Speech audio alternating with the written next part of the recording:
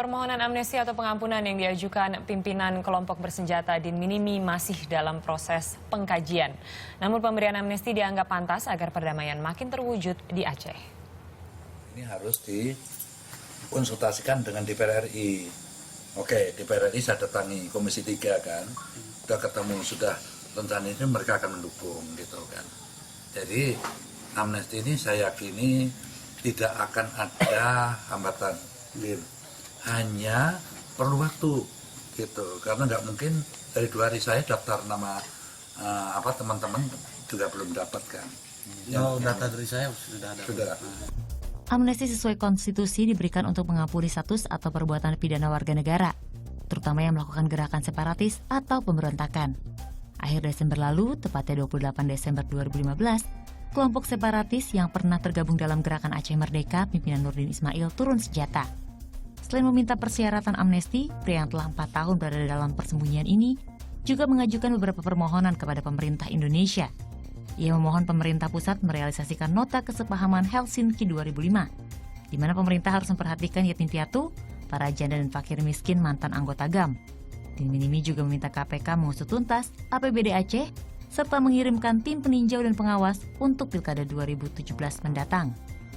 Kepala BIN menyanggupi permohonan amnesti Din Minimi dengan terlebih dahulu berkomunikasi dengan Presiden Joko Widodo. Yang jadi pekerjaan pemerintah pusat kan ngurus amnesti ya. Saya hari ini ajukan surat Presiden. Tentu setelah itu kan akan diproses lewat Kumham. Gitu. Kumham mungkin akan nulis surat ke DPR RI Komisi 3 ya, untuk minta persetujuan dari rencana itu. Kontroversi permintaan amnesti bergulir. Namun sesuai konstitusi, hak memberikan amnesti mutlak dimiliki Presiden dengan pertimbangan DPR. Proses pemberian amnesti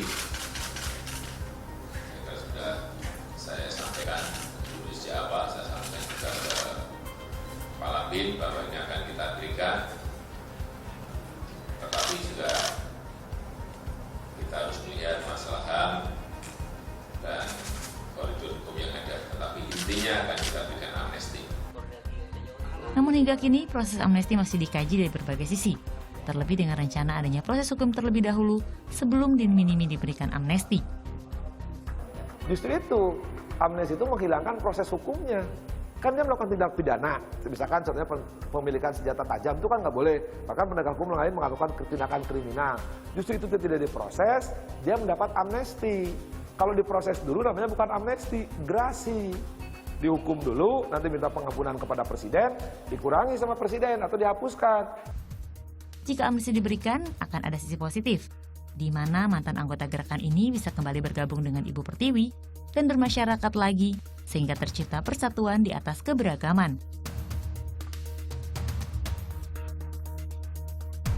Selain itu, jika kita mengacu pada sejarah, pemerintah telah menyetujui nota kesepahaman atau MOU Helsinki pada 15 Agustus 2015. Hal ini disepakati oleh pemerintah RI dan GAM, yang diantaranya tertuang pada poin 3 tentang amnesti dan reintegrasi dalam masyarakat. Pemerintah RI sesuai prosedur konstitusional akan memberikan amnesti kepada semua orang yang terlibat kegiatan GAM sesegera mungkin, dan tidak melewati 15 hari sejak menandatangani nota kesepahaman ini. Begitu pula dengan narapidana dan tahanan politik yang ditahan akibat konflik. Namun kini keputusan akhir ada di tangan Presiden Joko Widodo. Tim Liputan melaporkan untuk NET.